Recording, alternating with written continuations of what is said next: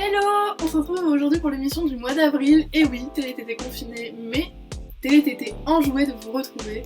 On espère que tout va bien et que c'est pas trop compliqué et que vous arrivez à positiver. Ça fait beaucoup de et je laisse mon acolyte Carla vous présenter les rubriques de ce mois-ci. Merci Jojo, bonjour à tous, bienvenue dans cette émission spéciale confinement.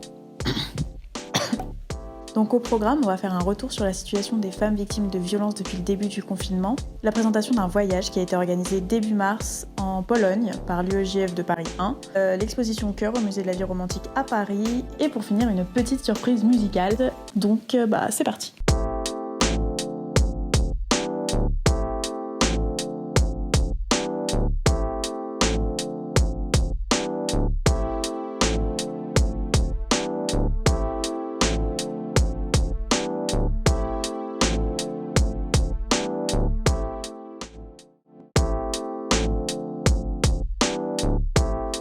Vous l'aurez compris, dans cette rubrique, nous allons aborder le sujet des femmes victimes de violences depuis le début du confinement, ou plutôt de l'évolution de leur situation. Un reportage réalisé par Raphaël et moi-même. On vous laisse découvrir les images tout de suite. Lundi 17 mars, alors que la France entière écoute la déclaration d'Emmanuel Macron devant sa télévision, les mots qui résonnent le plus sont les suivants. Nous sommes en guerre. Cela a suscité de vives réactions. Mais à quelle guerre fait-il allusion ? Pour certaines Françaises, en tout cas, c'est une véritable lutte qui continue depuis le début du confinement. Cette lutte, à laquelle le gouvernement a tenté de répondre par l'instauration d'un numéro vert, c'est la lutte pour l'égalité et pour une vie dans des conditions décentes. Un mois après la Journée internationale des droits des femmes, on décompte déjà 27 féminicides. Et ce, malgré la bataille quotidienne menée par les féministes pour obtenir de vraies mesures. Aujourd'hui, alors que le monde entier est confiné, où en sommes-nous ? À l'échelle mondiale, les chiffres parlent d'eux-mêmes. En Australie, on constate une augmentation de 75% des recherches sur Internet pour tenter d'obtenir un soutien en raison de violences dans les foyers. En Afrique du Sud, au cours de la première semaine de confinement, déjà 90 000 plaintes pour violences ont été recensées. Constatant le caractère international de ces hausses, l'ONU appelle les pays à renforcer leurs mesures de protection. I urge all governments to make the prevention and redress of violence against women a key part of their national response plans for COVID-19. Mais qu'en est-il réellement ? Pour commencer simplement, d'après une enquête de l'IFOP, 49% des ménages déclarent plus se disputer au sujet de tâches domestiques depuis le début du confinement. En plus, bien qu'ayant constaté un manque d'investissement de la part de leurs proches, les femmes déclarent en majorité éviter autant que possible les disputes, de peur que cela dégénère. Du 15 mars au 8 avril, le nombre d'interventions des forces de l'ordre pour des violences intrafamiliales a augmenté de 30%. Le 10 avril, d'après un article publié par France Info, les violences conjugales ont augmenté de 32% en une semaine par rapport à la même semaine de référence. Et j'ai échangé tout à l'heure avec le préfet de police à Paris qui me disait que c'est plus 36% d'interventions. Sans oublier les violences faites aux enfants. Plus 20%, c'est l'augmentation du nombre d'appels au 119. Et mi-avril, on parle d'une hausse de 80%. Selon la présidente de l'Observatoire des violences envers les femmes de Seine-Saint-Denis, il existe une difficulté supplémentaire pour les femmes de se signaler quand elles sont victimes.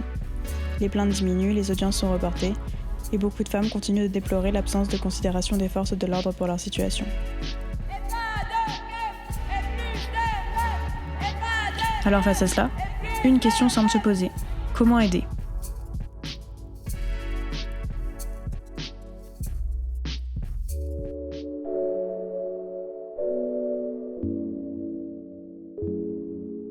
Vous pouvez finalement coller des affiches comme celle-ci, dans votre immeuble, à vos fenêtres, à vos balcons, pour sensibiliser vos voisins à la question.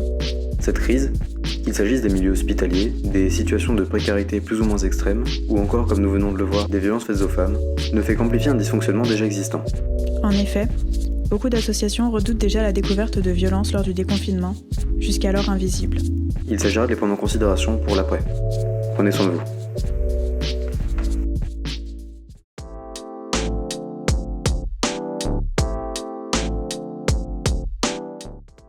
Et ce mois-ci, dans la rubrique culture, on vous emmène au musée de la vie romantique à Paris, dans le 9e arrondissement. C'est un super endroit et on vous emmène plus précisément à l'exposition Cœur. Rose m'a accompagnée et on vous a fait un petit reportage sur du coup le musée et l'expo. Les images tout de suite.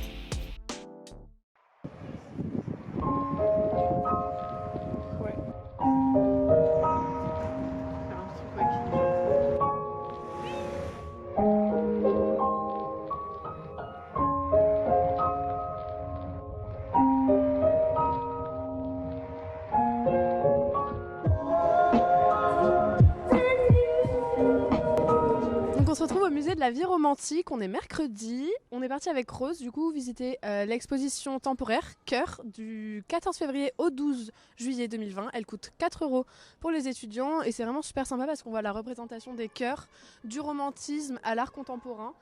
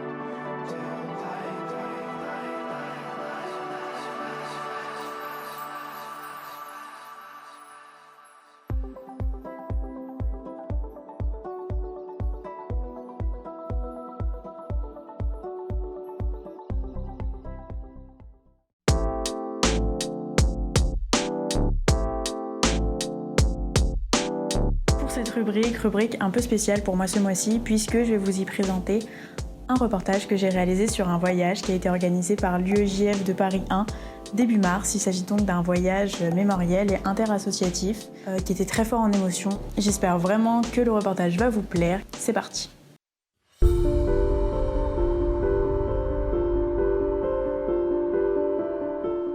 Les 8, 9 et 10 mars dernier, Télé-Sorbonne et 18 autres associations partenaires ont été conviées par l'Union des étudiants juifs de France Paris 1 à se rendre en Pologne, sur les lieux des anciens centres et camps d'Auschwitz et Treblinka. Encore aujourd'hui, dans notre université, des actes antisémites perdurent. Tags caricaturant des juifs, moustaches hitlériennes et inscriptions, ils sont partout, ont été retrouvés mi-février dans les locaux de l'UNEF Paris 1. Cette vidéo a été réalisée en mémoire de la Shoah. Car si la mémoire est un outil extraordinaire, elle se redéfinit constamment et nécessite d'être racontée, transmise, pour ne jamais être oubliée.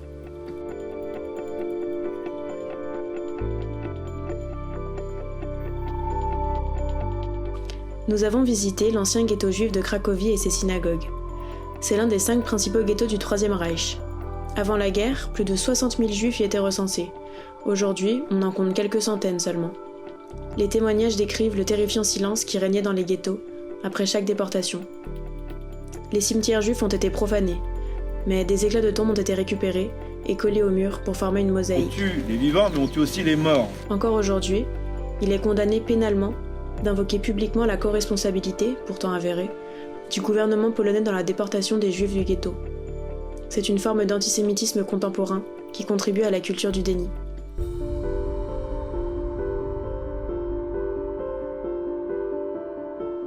Auschwitz, situé à l'ouest de Cracovie, est le plus grand complexe concentrationnaire créé en 1940.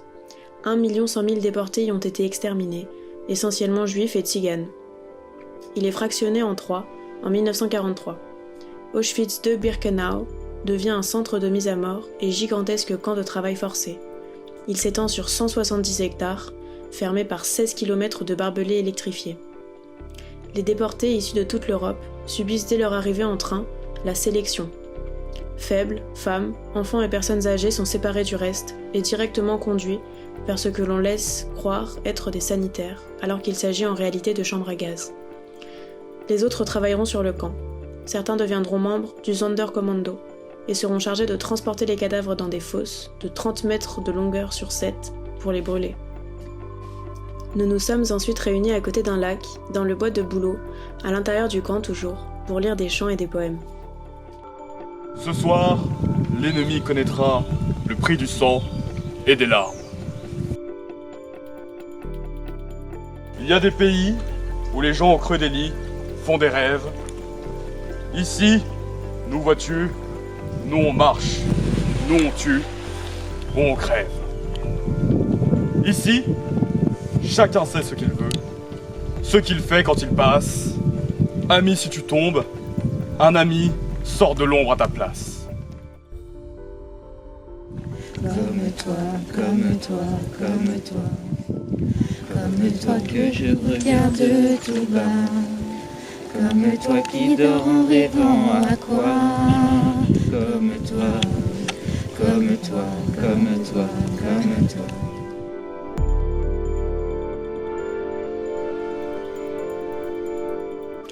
Treblinka est le plus important centre d'extermination après Auschwitz, situé au nord-est de Varsovie et construit en 1941. 900 000 ou 1 200 000, le chiffre varie selon les historiens, déportés y ont été exterminés. Pourtant, très peu de personnes viennent s'y recueillir. Lorsque nous y étions, nous étions seuls. À l'intérieur du centre, les SS avaient construit un zoo pour se divertir, juste à côté du massacre.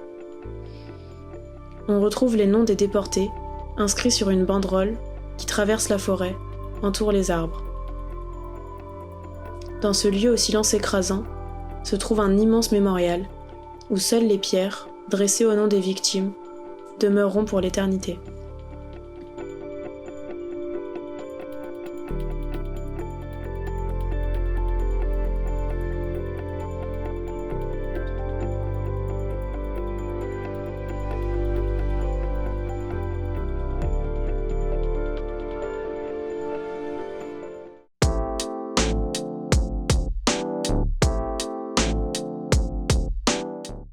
Pour la rubrique musique, c'était un peu compliqué, mais on vous a concocté une super surprise. Regardez.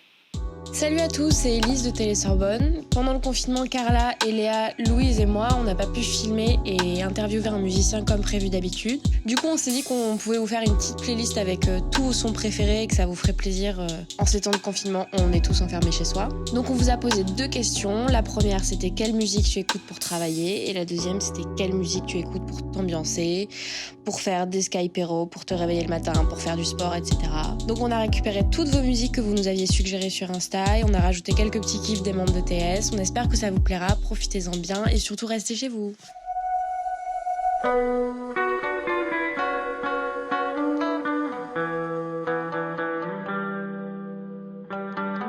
On n'allait quand même pas terminer une émission sans une petite performance musicale. C'est parti, je vous laisse tout de suite découvrir les talents d'une membre de TS, Rose.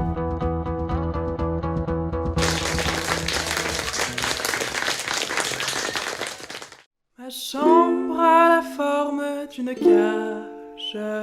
Le soleil passe son bras par la fenêtre. Les chasseurs à ma porte comme des petits soldats qui veulent me prendre. Je ne veux pas travailler, non. Je ne veux pas déjeuner. Je veux seulement l'oublier et puis je fume. Et voilà, c'est déjà la fin. On espère que ça vous a plu et on espère vraiment qu'on pourra faire l'émission mais dans de meilleures conditions. En attendant, prenez soin de vous, prenez soin de vos proches et faites ce qui vous fait plaisir. À bientôt.